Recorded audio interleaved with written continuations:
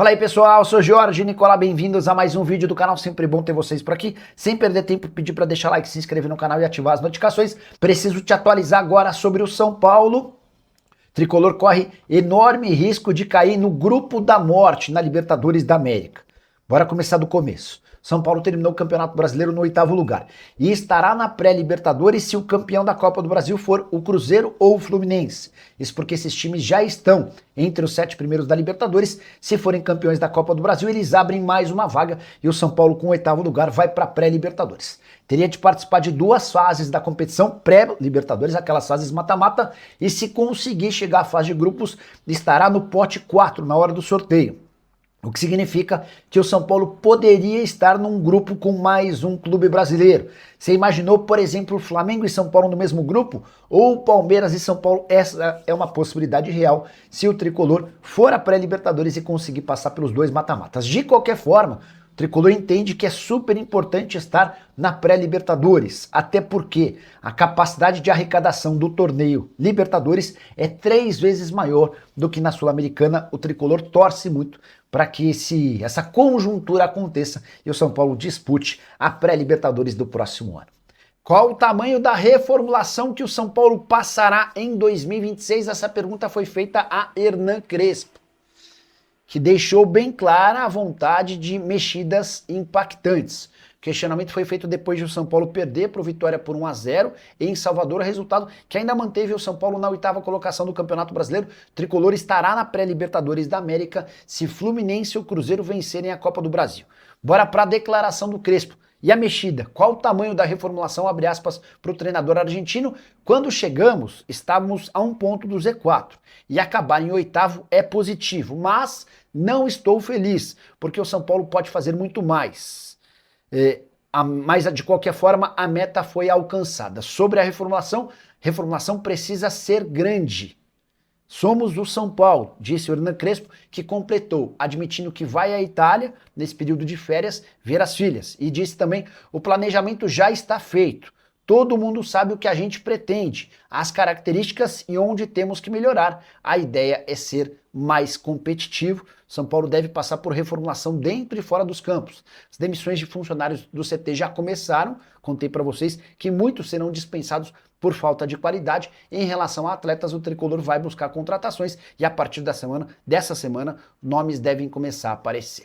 Lembra que eu te contei que o São Paulo passaria pela maior reformulação dos últimos anos, certo? Pois nessa segunda-feira foram mais 4 funcionários demitidos. Tudo começou com as saídas de Carlos Belmonte, Chapecó e Nelsinho, que eram diretores de futebol. Na semana passada, outros 7 funcionários acabaram dispensados. Nessa segunda-feira, caíram mais 4. Um médico, um auxiliar de fisiologia, um coordenador de reabilitação física e um fisioterapeuta. Vi muita comoção de torcedores do São Paulo em relação à dispensa desses funcionários. E fui perguntar para os dirigentes do Tricolor o que motivava a dispensa de alguns funcionários com salários bem baixos. Consegui algumas explicações importantes. Entre elas, 2 desses funcionários foram dispensados porque em algum momento ao longo da temporada chegaram sem nenhuma condição de trabalho. Haviam molhado a palavra, se é que você me entende. Havia casos também de pessoas ganhando muito mais do que a média da categoria. Um dos casos de demissão teve a ver com uma conduta inapropriada naquele caso do Oscar. Vocês lembram que o Oscar precisou ser recolhido para um hospital porque passou mal depois de exames de rotina no São Paulo. Preciso contar ainda que todas essas demissões têm também por trás a intenção de mudar a filosofia no São Paulo. O Tricolor entende que há muita acomodação de funcionários do São Paulo e a ideia é fazer com que os profissionais que estejam no Tricolor sejam muito mais assertivos. Os novos contratados para todas essas posições serão anunciados muito em breve. A tendência é que não tenhamos mais demissões de funcionários, pelo menos em 2025. A partir de agora, o São Paulo passa a trabalhar na reformulação do elenco. Já dá para cravar que Dineno e Rigoni não ficam. Outras mexidas serão feitas no departamento de futebol profissional e a qualquer momento começo a trazer novidades sobre contratações. Se curtiu o vídeo, não esquece de deixar like, de se inscrever no canal. Bora falar agora sobre a chance de Pity Martinez pintar no São Paulo. O meio atacante argentino de 32 anos de idade já esteve na pauta tricolor em outras janelas de transferência. E o fato de estar na lista de dispensas do River Plate, ele só fica até 31 de dezembro, quando acaba seu contrato, aumentou os rumores de que o São Paulo poderia tentar sua contratação. Antes de gravar o vídeo, entrei em contato com um dirigente importante do departamento de futebol do São Paulo e posso assegurar que o Pity Martinez está completamente descartado. São dois os motivos. O primeiro deles é a idade. Esses 32 anos de idade fazem com que o jogador tenha uma idade considerada muito alta pro São Paulo de 2026. Já havia contado para vocês que o tricolor vai dar preferência para atletas jovens.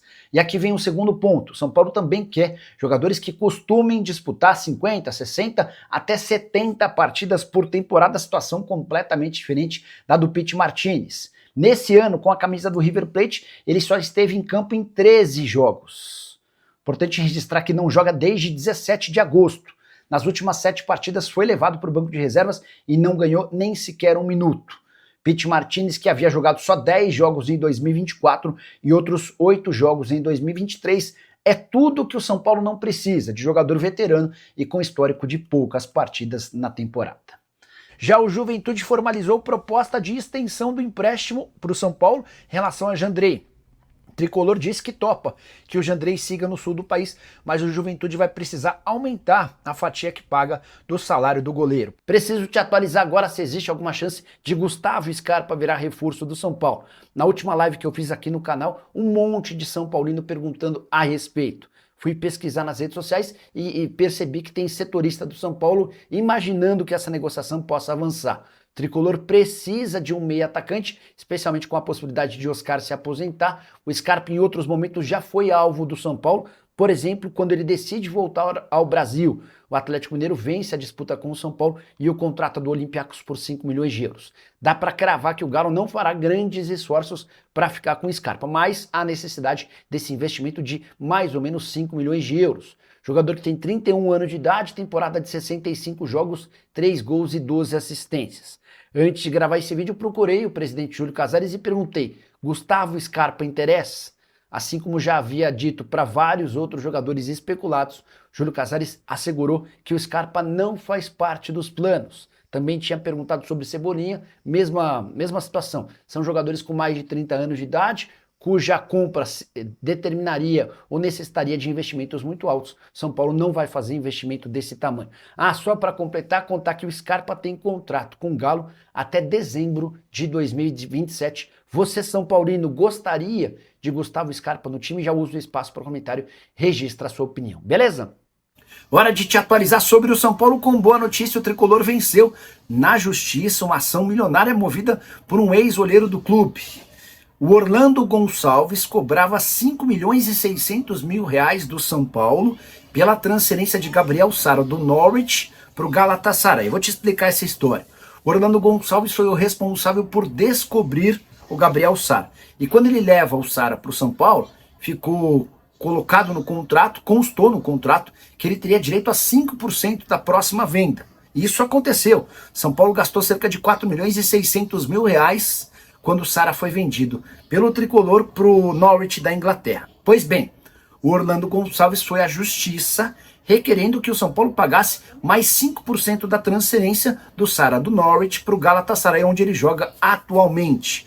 O negócio foi fechado em 113 milhões de reais, ou seja, a pedida era de 5 milhões e 600 mil reais. Mas a juíza que cuidou do caso no Tribunal de Justiça de São Paulo rejeitou o pedido e entendeu que a ação beira a má-fé, até porque o acordo entre o São Paulo e o Orlando Gonçalves valia apenas para a primeira negociação, quando o São Paulo ainda era dono dos direitos econômicos do atleta.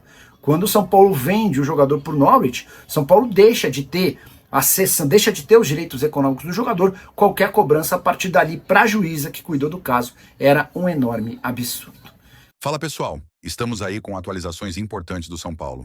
Se inscreva e ative o sininho para receber mais atualizações do Tricolor. Deixe seu like, que é muito importante para o crescimento do canal. Utilize o espaço aqui embaixo para registrar sua opinião.